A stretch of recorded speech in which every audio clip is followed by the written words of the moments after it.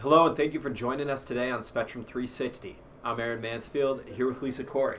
If you were on campus this weekend, you may have seen students dressed in costumes, shooting Nerf guns, and playing various games. That's because UB was hosting UBCon, the Strategists and Role Players Association's annual gaming convention. This weekend, the Spectrum's Joe Konze joined in on the fun. This weekend, the University at Buffalo was home to the 25th annual UBCon event put on by the Strategists and Role Players Association Club from Friday to Sunday.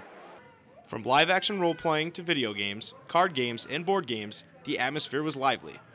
Participants took place in events held in the Student Union, Clemens Hall, Knox Hall, Baldy Hall, and the Special Events Field. It was exciting because I've been coming to the UBCon for a number of years. I started coming when I was in high school, and it's a big local thing. It really helps bring the nerd community together. Not to be derogatory, nerd is a good word. And we wanted really to help out, make this a special event considering we're an upstart club.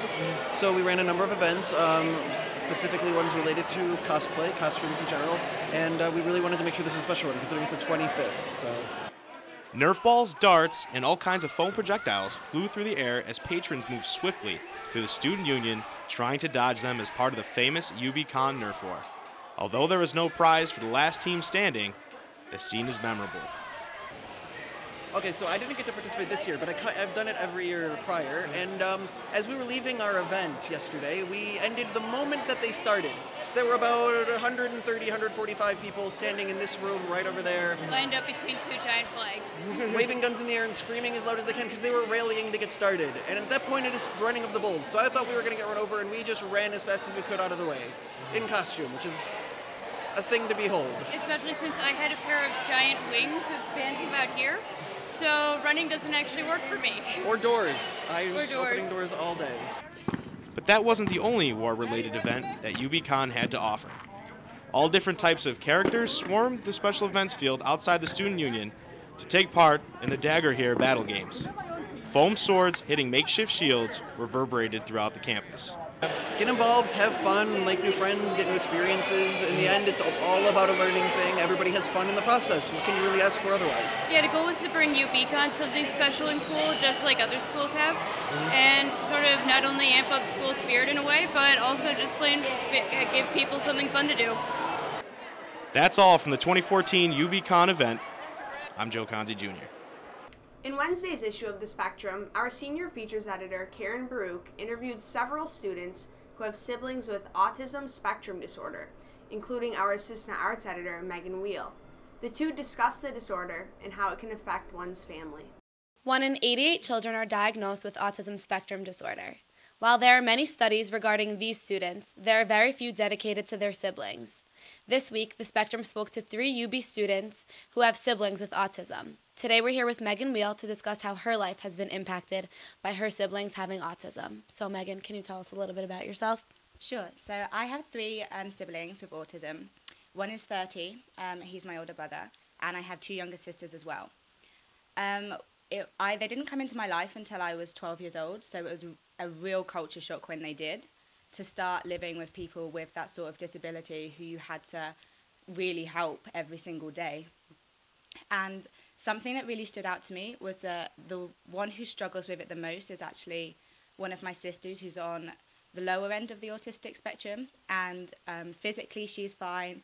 It's really all mental with her. So she faced a lot of bullying because she went to a regular high school. And it was a real internal conflict for her and a real struggle for her growing up, and it was really sad actually. Whereas for my brother, who's 30 and is physically disabled and visibly disabled to other people, he really has a good life because he doesn't have that sort of struggle within. So. Thank you so much for sharing with us. I'm Keren Baruch reporting for the Spectrum 360. UB has seen some of its best athletes in school history this year. From Khalil Mack, who's on his way to being a top NFL draft pick, to Javon McCray, who became the basketball program's all-time leading scorer this season. There's one notable athlete making history whom many may not have heard about yet, and our Owen O'Brien has her story. Khalil Mack, Javon McCray, Tori Speckman. Buffalo senior pitcher has cemented herself as one of the most dominant athletes on campus. She has posted a 13-9 record with 157 strikeouts in 145 1/3 innings. Out of Buffalo's 36 games, Speckman's been the starting pitcher for 23. On April 5th, she threw just the third no-hitter in school history. It was awesome. It was exciting. Like I said, I really didn't know that I even had a no-hitter going, so it was a good surprise to have. Speckman always wants the ball. After pitching 9 innings in a 3-2 victory, she asked head coach Trent Peel to pitch again in the second game of a doubleheader. Peel gave Speckman the ball, and she responded with a 8-strikeout performance and only allowed 2 unearned runs. Speckman likes to work quick on the mound. If her catcher doesn't return the ball to her immediately, she may hold her glove out in anger. Speckman talks to herself on the mound and pictures the entire at-bat before throwing the ball. I don't try to get too ahead of myself or too concerned with anything other than me and what I'm doing, not really worried about the hitter, not really worried about the team or the situation. So just staying relaxed, having positive self-talk, like I always say. It hasn't been an easy 4 years for Speckman. Buffalo has lost more conference games than it's won overall. She's had thoughts of no longer playing or transferring. However, it was her teammates that kept her in a Bulls uniform. Speckman and her shortstop have a kick the two do whenever meeting in the pitching circle. Since freshman year, to be honest, I couldn't even tell you where it came from. I don't know, that's our little thing. I had some handshakes with other girls throughout the years, but they've graduated and gone, so me and Sammy are the last ones here that still do our little thing in the circle. But Speckman wants to be that one with the ball when the game's done, and she often is. For Spectrum 360, I'm Owen O'Brien. We appreciate you joining us and watching this week's newscast. You can always follow us on Twitter and like us on Facebook for up-to-date UB news. And for those of you who celebrate Easter, we wish you a very happy holiday. We'll see you right back here in a couple weeks.